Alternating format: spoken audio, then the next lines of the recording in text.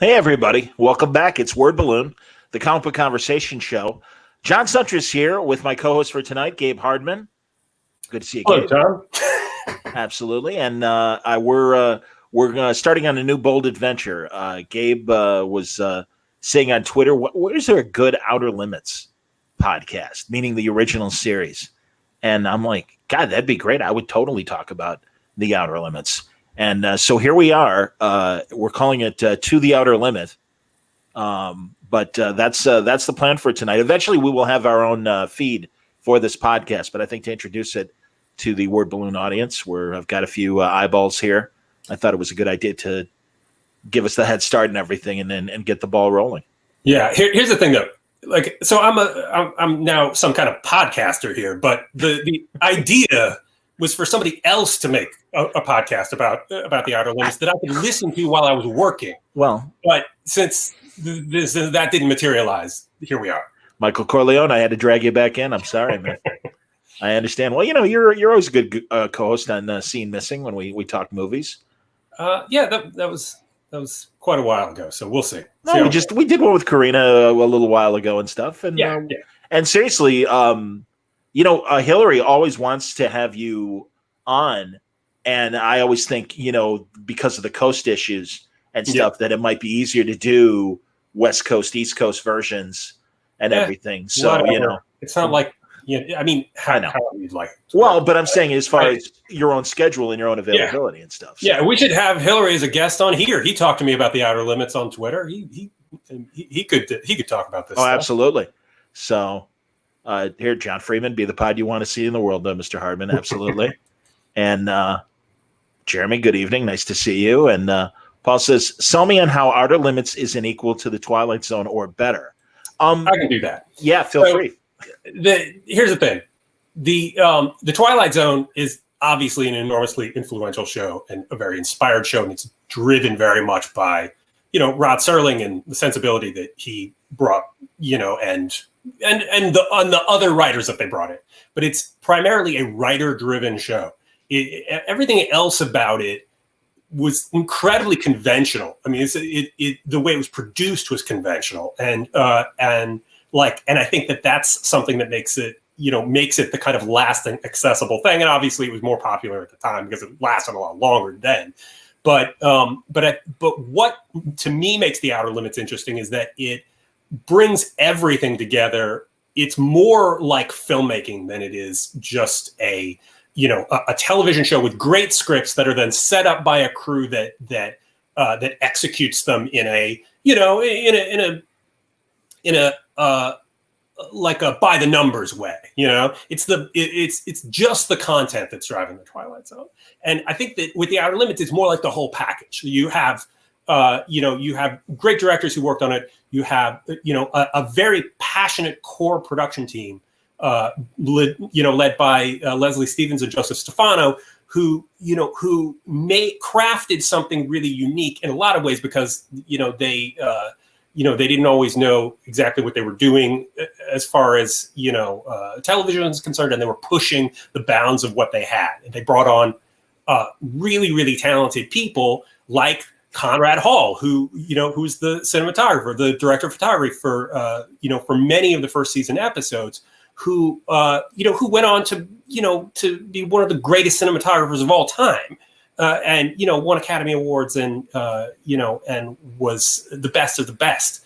And they were a lot of the people they were young, hungry people who had different influences that they were bringing into this, and I think that kind of creates a very different feel for the show, and makes it a very different show than the Twilight Zone. Well, yeah, and like you say, because Serling was a product of television, having done the television anthology shows both locally in the Midwest before having his great success in New York and in Hollywood, whereas Stevens and Stefano really did come from the film world. And I know that, of course, people likely know that on Stefano's point, wrote the adaptation for Psycho for Hitchcock. Hitchcock was kind of pissed that he left movies to make Outer Limits which is kind of interesting. Because he was supposed to write Marnie for Hitchcock after Psycho. Yep. And like maybe wrote Treatment and didn't go any further than that. But like, I'm glad he did The Outer Limits because I'm not that fond of Marnie. No, neither am I. It doesn't age well. No. But like, but I think that although initially here we're going to talk about the Galaxy being the first episode, which doesn't really involve Stefano that much. But but Stefano actually Stevens wrote and directed this first episode. Yes, if I remember correctly. And Stefano actually was he's the producer of it, but producer only in name only. He was basically brought on as a sort of prestige figure who could, who he was there and, but basically it was prepped and ready to go. And he was kind of like standing around on set. That said, at every point after this, he's the most important creative component of the thing.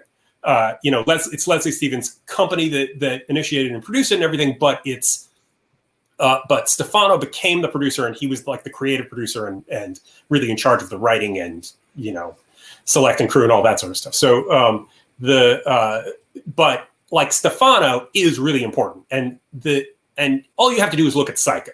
Psycho is a great movie and it's a great Hitchcock movie. And few people are bigger fans of Hitchcock than I am, but like his stamp, Stefano's stamp on it is so clear. You could hear it in the, in the dialogue, in the scene. Like, my favorite scene in Psycho is the scene where, Norman and Marion Craner are in the back of the hotel, in the back room with all the birds and the arc of that conversation and everything. And, and that's all Stefano, right? I mean, it's all Stefano and then Hitchcock brilliantly staging it. But like you listen to that dialogue, they click their thick tongues and whatever, like that kind of stylized early 60s dialogue that he did so well. And that's all over the Outer Limits episodes that it contributes to from this point on. Very cool. Let's talk about Leslie Stevens, though, because he is, I think, the lesser known of the two because of Stefano's cachet on screenplays and television and stuff. He did... it's very interesting his movies that he made and television shows before and after Outer Limits as well. But I was surprised by one of my favorite Susan Hayward kind of little romantic comedies, The Marriage Go Round, was a Leslie Stevens play and then movie. Right. He started out as a playwright. I mean, and he even he literally started like when he was 15 years old, he won like some contest with a play that he wrote, which got him like an internship with the Mercury Theater. So he became like this teenage gopher for Orson Welles, who seemingly just didn't know why this kid was there, but just started ordering him around. And then when the company moved to another town, he just went with them regardless of whether he had a real job or not, So like he was somebody who was really driven from a very young age and like you say, ended up writing plays, successful plays. And, I think Marriage Go Round is what brought him to Hollywood. But, he's Left-Handed Gun, the Paul Newman, Billy the Kid movie. Yeah. Left-Handed Gun. Exactly. He wrote that. The Arthur Penn. Yeah. Yes, that's right. Director, Left-Handed Gun is a sort of proto New Hollywood movie. It's like it's like the earliest,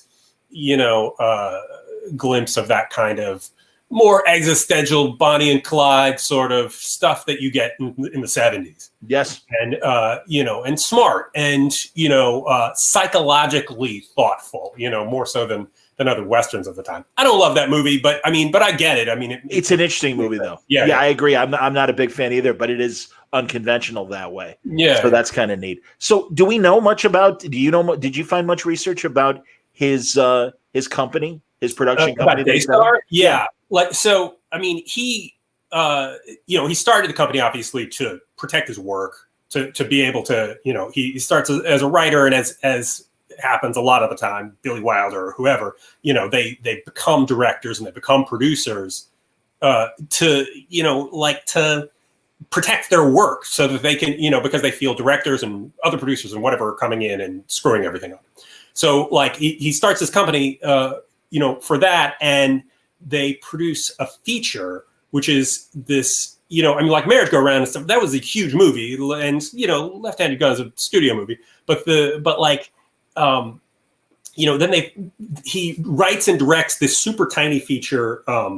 What's it called? Private Property. Oh, okay. And, and with Warren Oates in it, right? I think it's like the first, lead role Warren Oates has, but they like shot it at Stephen's house, and his wife at the time was in it as well. And this movie came out. I know it was on Blu-ray. Like they released it on Blu-ray and DVD or whatever. Like in the last couple of years, I had never seen it before that. I didn't have the chance to revisit it recently, but it's a little interesting sort of crime movie. Have you seen it? I have not. Yeah, no. It's another thing that doesn't quite land, but it is certainly an interesting thing to, like an interesting experiment. And, Leslie Stevens, he certainly was prone to interesting experiments. I mean, I'm not there yet, but after The Outer Limits, he makes a fucking movie with William Shatner in Esperanto. So, yes.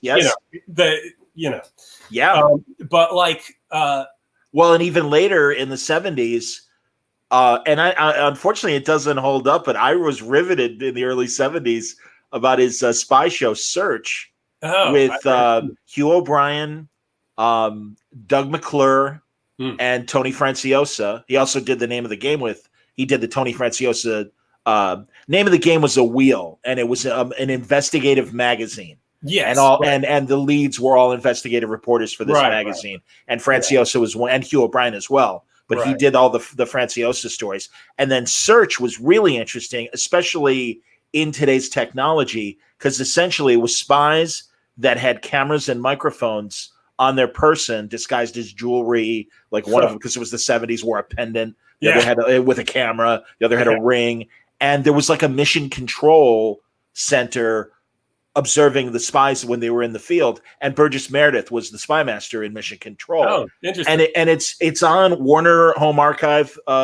Has the series, and the first pilot is called Probe, and Hugh O'Brien was the lead in that. But it was honestly, it was a really, it seemed very cutting edge in the same way that this first episode of Outer Limits did as well with its use of computers back in the 60s. Yeah, I don't know that at all. I mean, I know I've seen, one episode of what's it called, Name of the Game. Yes. Because I tracked it down because Spielberg directed one, and I went through a whole thing where I watched every Spielberg TV director. Sure. Yeah. No, his Universal TV work. Absolutely. But so after that feature, after Private Property, they wanted to get into television, and they sold a pilot. They sold a series called Stony Brook, right, with Jack. Yes. Wolf, and it's a rodeo show, right? And I know that the full season is available. I haven't gotten that, but there are a couple of episodes on YouTube. And it is a weirdly sort of interesting show. Warren Oates is like his sidekick in it, who's kind of a weasel who sells them out every once in a while and stuff. But and apparently several of what Stevens really wanted to do was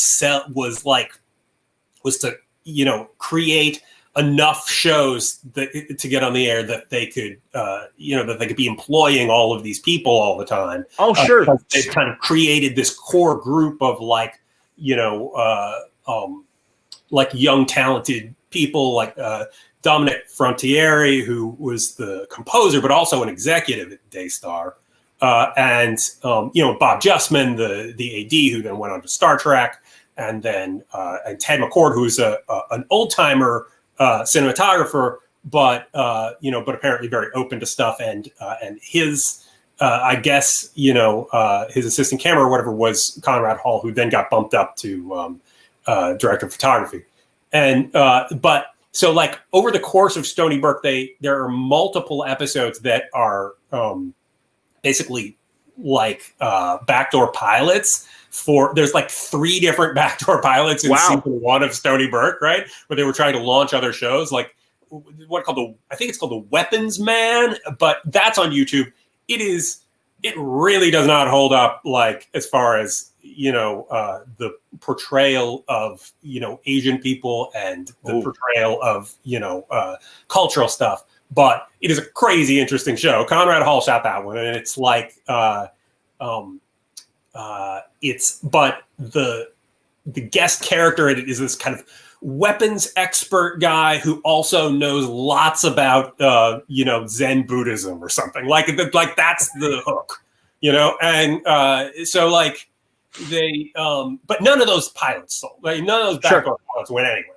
So like desperate to try to keep the company going, like they came up with this Outer Limits idea, and as we say, Stevens wrote and directed the pilot, Galaxy Being, and like over the course of this like season, most of them are not, most of the episodes are not aired in shooting order, right? So, but this one is, it's it is the pilot and it is the first episode. Cool. No, that's and now I'm really fascinated to see Stony Burke as Jason just said too. Weapons Man, I'm going to track that down.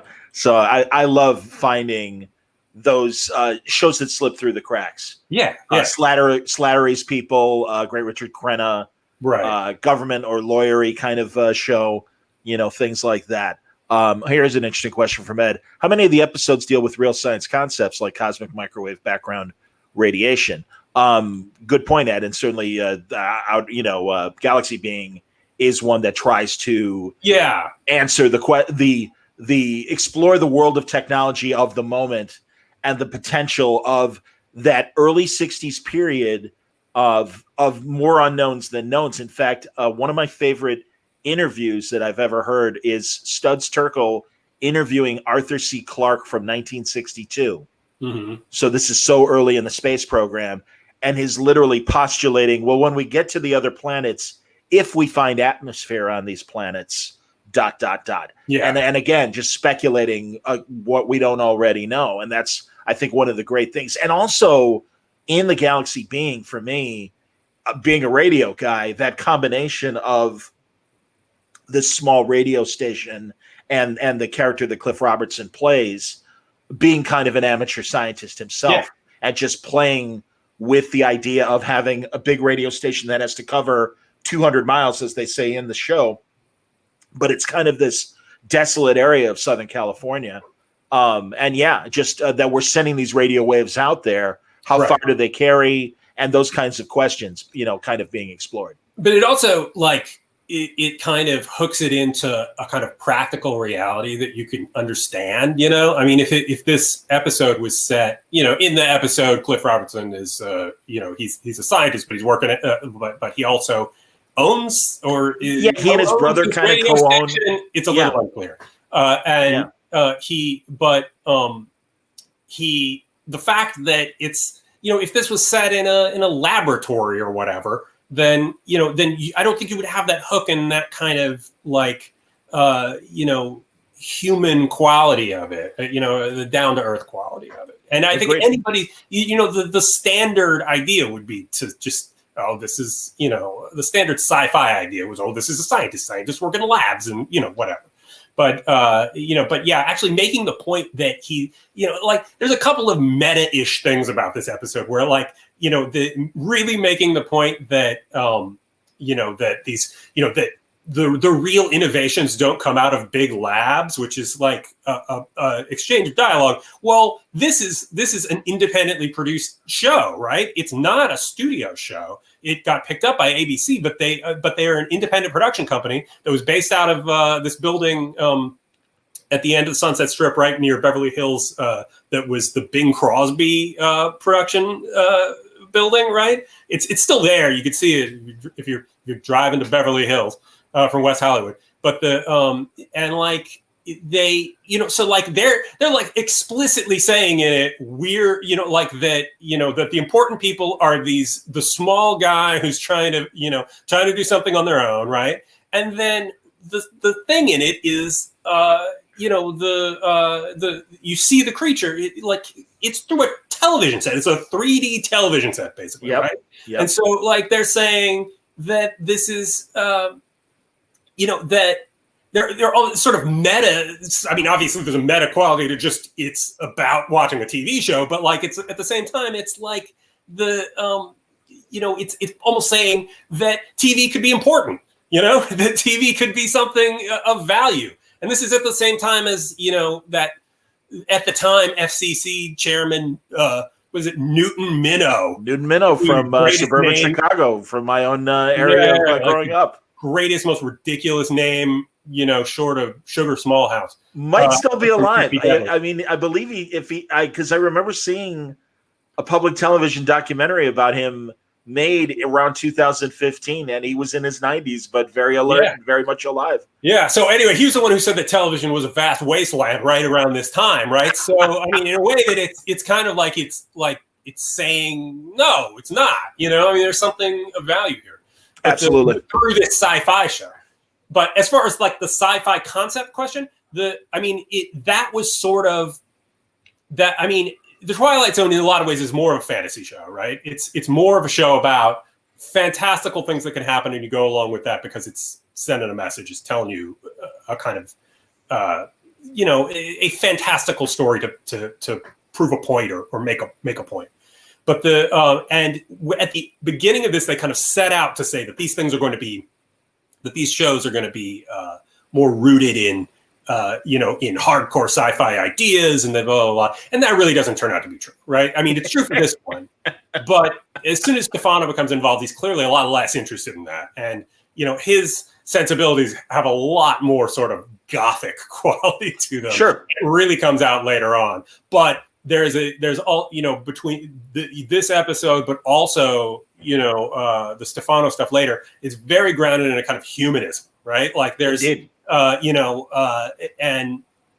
a kind of like, there's a monster there's a monster in almost every episode, right? And the designs are great, and they're, and they're crazy and cheesy looking, but awesome. But I mean, right out of the gate here, the monster is a guy comparable to Cliff Robertson, right? Yep. He's another scientist just in someplace else who also is not he's doing this, against the rules, right? He's using the equipment against the rules the same way that Cliff Robertson is. Yep. It's the way that it, I mean, that is just so much more of a kind of like enlightened humanist idea than any 50s monster movie or whatever. And this is 63. It's not that far after that. So like I think that tone is really important. That kind of approach to it is a really important distinction for this. Not that there isn't an enormous amount of humanism in the Twilight Zone, but that's not the kind of story that they tell. I agree. And also it's of its time as far as the other science fiction that was being made around then, because there are great 50s pulp stories and also even 50s radio sci-fi shows like X-1 and Dimension X that are much more humanist. And that they're looking for that spiritual connection across the galaxy. And even Cliff Robertson asks the alien, do you believe in a God? Does your society believe in God? And the answer is, well, God is infinite, and it's it gets very high-minded and very live on after death and all that sort of stuff. And I mean, there aren't answers in it, but there are questions, and that's better than answers. So I mean, in drama. So like I mean, I think that that and one of the things that would be interesting about this is this could be you could tell this story the other way around. You could tell the story where Cliff Robertson is the one who goes into the other world. You couldn't tell it on the budget they had, right? But like there's an equally interesting story where he's the monster in the other world. Sure. And also having a microscopic budget, they came up with great ideas. I mean, using the reverse negative to not only shoot the alien, but also, as I learned, the costume for it was a wetsuit with a mask that they put oil on, and then when they reverse negative, it had that kind of shiny glow added, thing to it.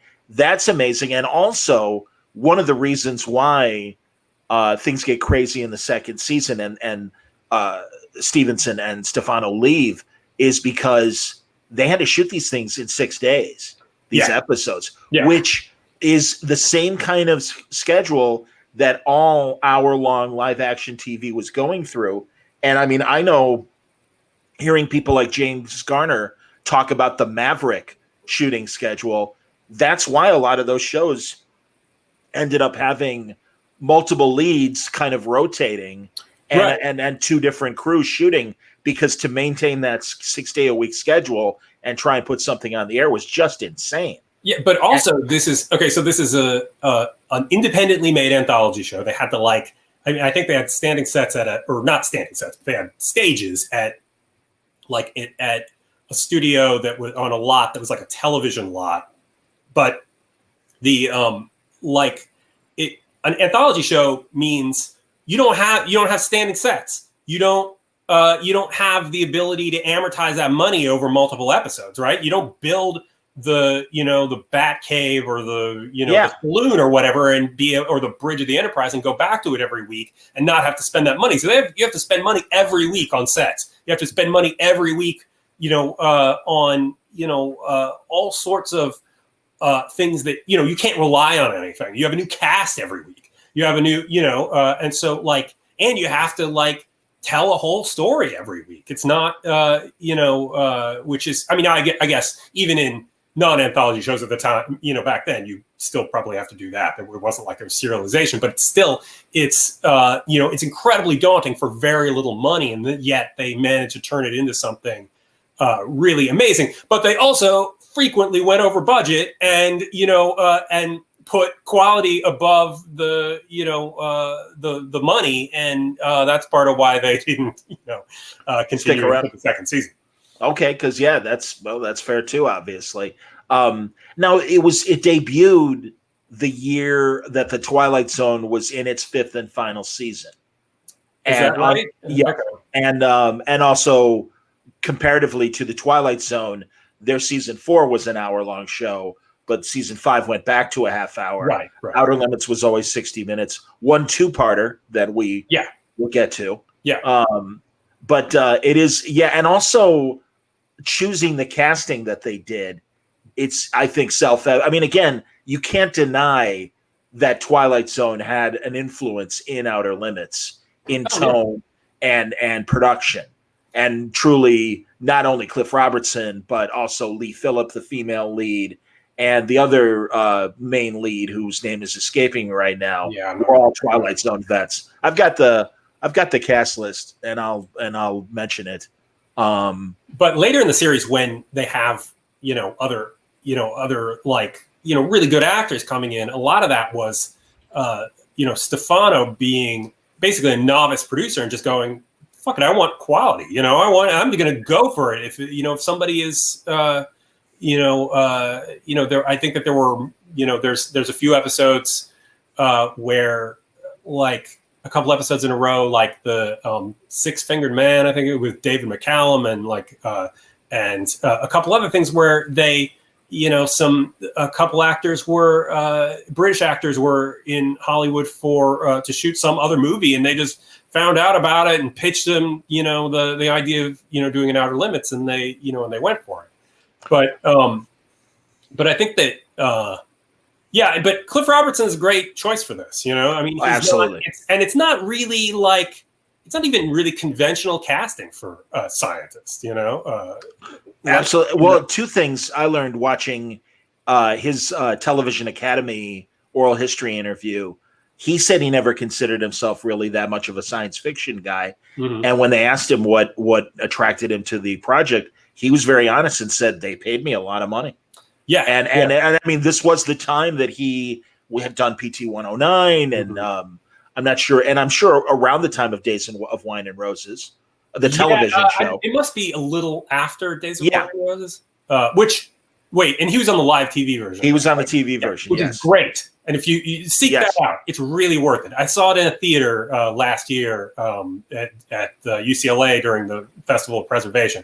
Oh, that's great! It's amazing to see in a theater, but I bet live TV. It's supposed to be on TV, so just if you can find it, watch I, it. It's worth it. I think it's on YouTube. I'm pretty sure it is. It probably is. Probably. So, and I honestly am such a fan of that early stuff and everything.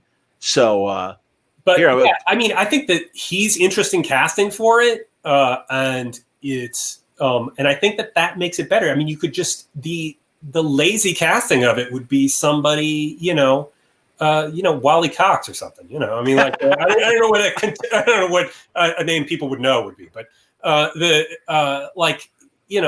he's not like that at all. I don't know. I don't know how you hear, I saw some stuff about him being difficult and, not wanting to read the jargon, the technical jargon.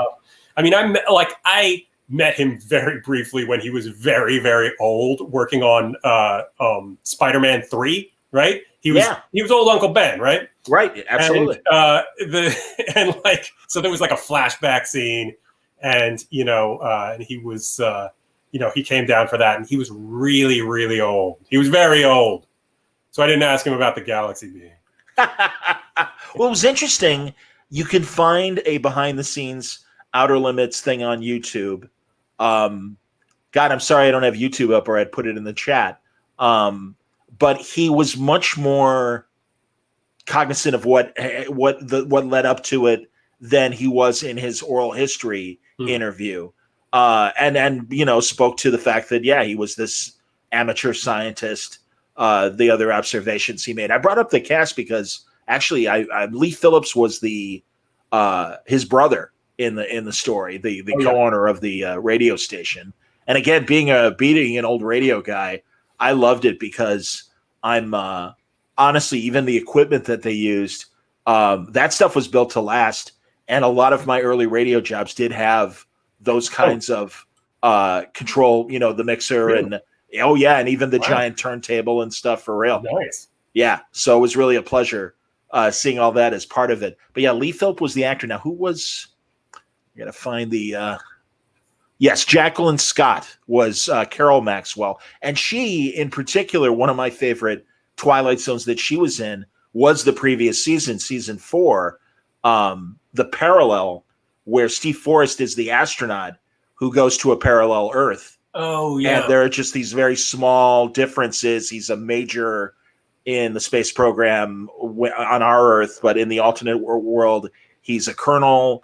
And he makes a reference to President Kennedy, and they're like, "Who the hell's President Kennedy?" Right. And it's great. It really is terrific. Yeah, I vaguely remember that one. I haven't been through that later season of it in a long time. That's an interesting observation from Michael Cooper. Cliff Robertson is kind of like Reed Richards from Fantastic Four in his episode in terms of his demeanor. Absolutely. Yeah, although somehow Reed Richards was super rich. They have that whole building. This guy's just got a radio station. Like that he's illegally siphoning the, bandwidth. The power. Yeah, to broadcast and then communicate with this alien. And Cliff says Martin Landau was in 2 episodes. I know he was in the 1. Was he in a second one? I didn't remember. Oh, yeah. He's in Bolero Shield, and he's in the one where he's the alien. Mutant alien guy from the future who goes back in time, which is one of the greatest episodes of television ever. It's so beautifully shot, and that's the one that I remembered him from as more the alien or the mutant from the future. Yeah, and Bolero Shield is great too. I'll check it out. It's Sally Kellerman is in it. Oh, great! And, it's like it's sci-fi, but it's so hardcore. Joseph Stefano gothic with the and I think Gerd Oswald, who later becomes an important director in this in the series, directed it. He directed, like, his first feature was what's it called? Kiss Before Dying, I think. I remember that movie. But anyway, that guy directed it, and Conrad Hall shot it, and it's very, very gothic and very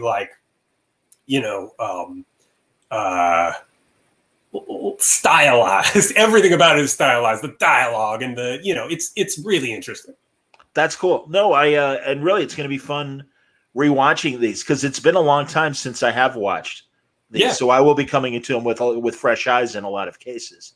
But like you say, Sally Kellerman, this is I love anthology shows. I mean, and this is honestly, it's Gilbert Gottfried on his fan page for his podcast. Someone said, "Hey, you ever see an actor on a TV show who later becomes much bigger than the role they had?" It's like, well, yeah, welcome to Hollywood. I mean, that happens all the time. And people were, citing various things. And you've got a young Robert Duvall, you've got Cliff Robertson, you got Sally Kellerman, like you said, Warren Oates, in a lot of really interesting roles. Right. And almost all of these people were actors on Stony Burke before this, right? Almost every one of them had already guest starred on Stony Burke, and they were bringing them back. So that's awesome. No, and it's fun to see these early performances and see these actors. I mean, Duvall is, God, his Twilight Zones, Dennis Hopper, people like that. Yeah. So yeah, it's gonna be a lot of fun watching these people again. And just again, like you said, the trope of having the monster, the bear as they call it, always the bear. And I know that about Night Gallery was another show like that. And I think that really was kind of a network note of we need a monster of the week. Yeah. And I mean, the reason they called it the bear was because during in vaudeville, things got boring, they'd bring out a guy in a bear suit or something like that. But so I think that the way, one of the real strengths of the show is the fact that they were sort of mandated to have some kind of monster in it, but they always used it in a way that was very unique. Unconventional. One of the monsters is literally like a ball of lint that comes to life. So, and threatens to kill everybody. So, but humanism still. Yeah. And also, again, this micro budget and finding solutions to make this stuff work. Mm-hmm. And it really, and God, thank God it was shot in black and white. I think this is particularly the Conrad Hall episodes. I think Galaxy Being is not shot by Conrad Hall. It's got a lot more conventional of a look to it. But some the Landau one you said, the Landau one where he's a mutant. I mean, that's just so beautifully shot. That one, atmospheric. Obit. A lot of these have the sets are simple, but they're getting so much out of the photography that that it makes it seem like this much bigger show in a lot of ways. And what you're saying is exactly right. It has to be in black and white. Expressionism is part of the show, right? And it if it didn't have that, it wouldn't be this show.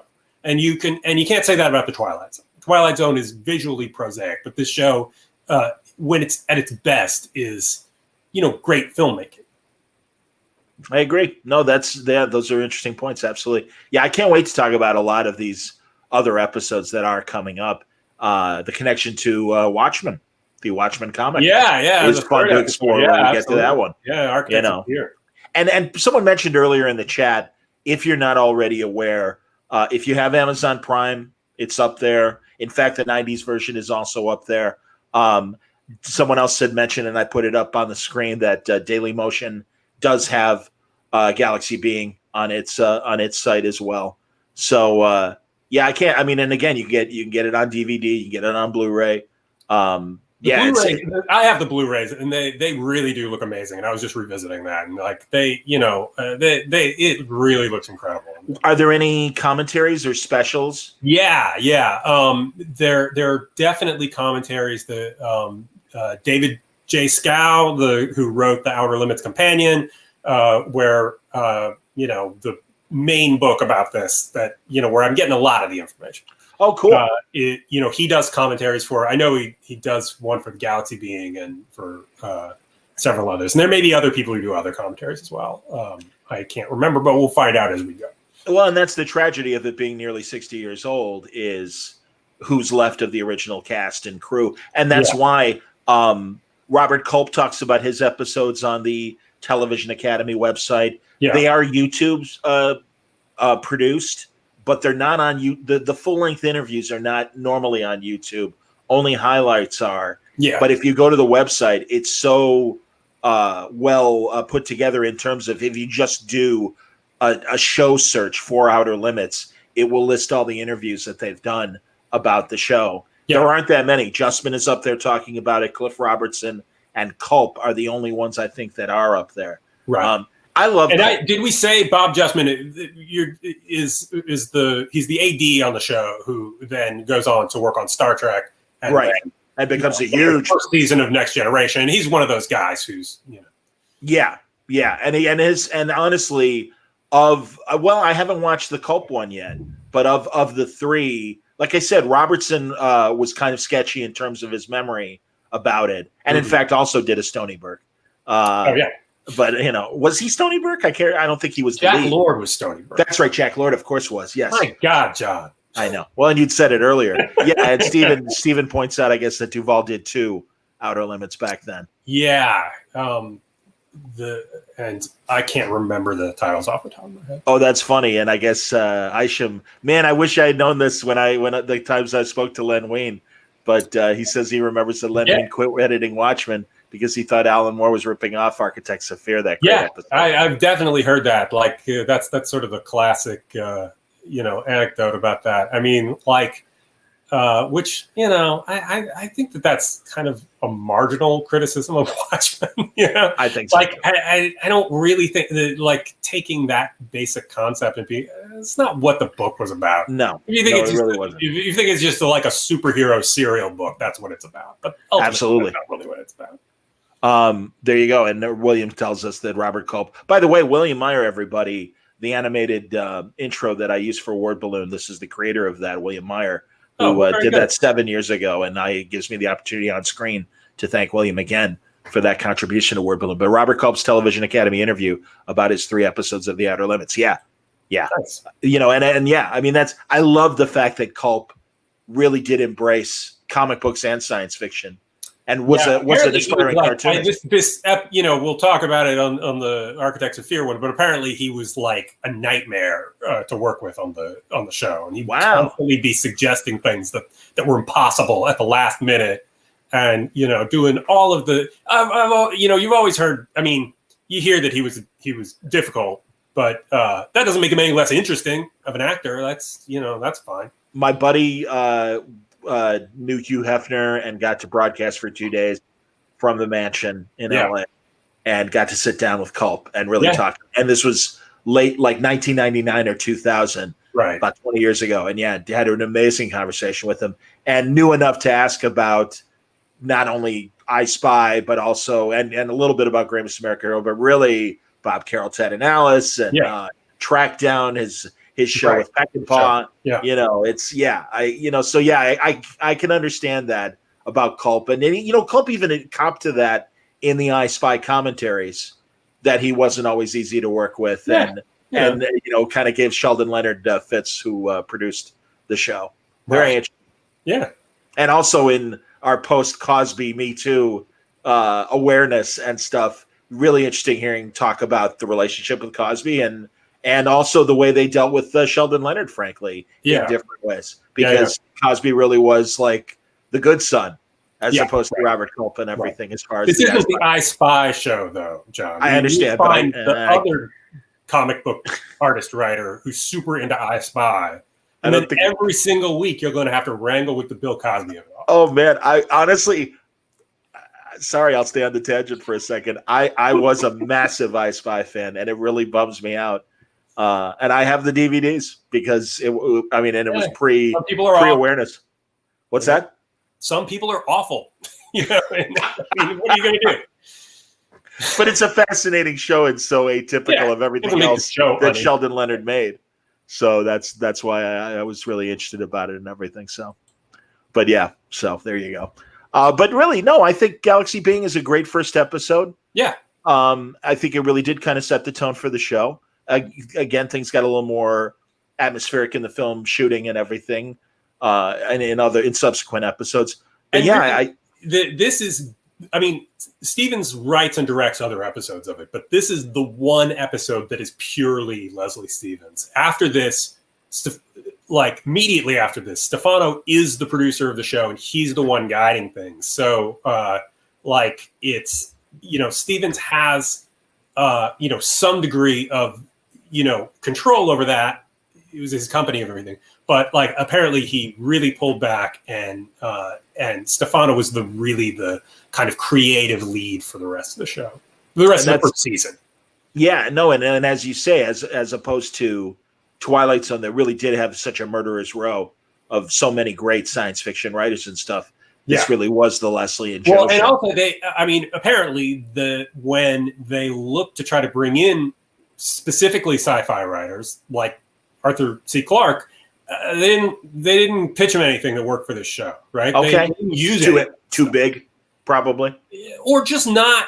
I think that another unique element to this show is that not really these people aren't really necessarily coming at it as sci-fi fans. This was a show. I mean, Stefano was not a sci-fi fan. I mean, Leslie Stevens may have been to a degree, but not really exactly. And I mean, I think that's good and interesting. And I think that the idea that somehow you need some sort of fan credibility in order to make something is sort of nonsense. You can be an enormous fan of something and have no perspective on it, or you could be somebody who knows nothing about it who can come in with a certain perspective, and that can be the other way around also. Like it does. And I don't think any of those things really are the important thing. It isn't important that you're a science fiction fan in order to make great science fiction stuff.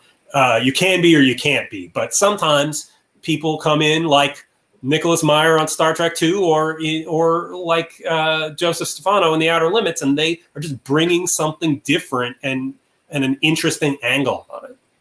And the contrast is Harlan Ellison, and as Hisham here says, really drawn to watching the Ellison written episodes, Demon with a Glass Hand and Soldier. Yeah, they're great, and also your classic early television examples of big ideas. Although I think they achieve it with Demon with a Glass Hand. Soldier looks a little clunky by today's standards, but that said, the story is incredible. Yeah.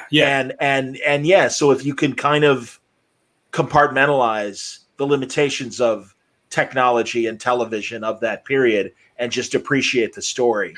And as a fan of 70s. I haven't revisited those. I mean, I've maybe Demon with a Glass Hand, but I certainly haven't seen Soldier again in a long time. So me too. Probably in the 90s. Take a look at it. Yeah. No, I'm looking, like I said, probably in the 90s for me. Yeah. As far as seeing Soldier and stuff, and this is really more about background and stuff. The subsequent Showtime Sci-Fi Channel, MGM produced show, I thought was quite good. And there's a lot to watch it. Yeah, there's a lot. I mean, and certainly compared to the 80s and subsequent Twilight Zone reboots, there were a lot of really, especially early in the Showtime seasons, there were a lot of really good episodes. No, actually, I'm sure there were. I actually just never. I think we talked about this right before we started, but I didn't have Showtime at the time, and I just didn't. It's something I just never got to. So, I mean, that I know those are available out there, so maybe that's something worth revisiting as well. Well, and also on Amazon Prime at the same time. Yeah. So, well, there you go, man. I can't think of anything else. No, I think we're good. I think we covered it. Yeah. There you go. So we managed to do it without actually having clips from the episode. Go figure. Yeah, look. Yeah, we didn't have a 30-minute podcast that was like 95% clips from the episode. Yeah, man. No, this is great, and honestly, this is why I as much as you wanted to have somebody else do this and everything, I think our own fascination with Hollywood and television will serve us as far as talking about. Yeah, and I think one of the great things about it is, especially since it's an anthology show, it brings together all these different people, all these different influences and stuff, and people who have so many different connections to other things. Agreed. So there you go, kids. If you want some take-home work and everything, obviously catch up with episode 2. I don't remember episode 2 offhand. The title. Episode 2 is 100 Days of the Dragon, I think it's called. Oh, that's right. Yes, I did see that. It's a little bit creaky.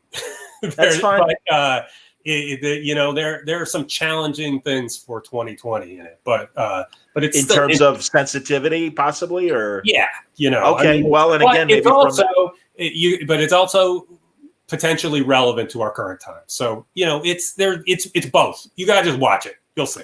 Understood. That's true. And a couple last comments from the Peanut Gallery. William Meyer points out that Michael Ansara is so good in Soldier. I completely agree. Yes, Mr. Freeze in Batman the Animated Series, Kang in Star Trek, Barbara Eden's old first husband.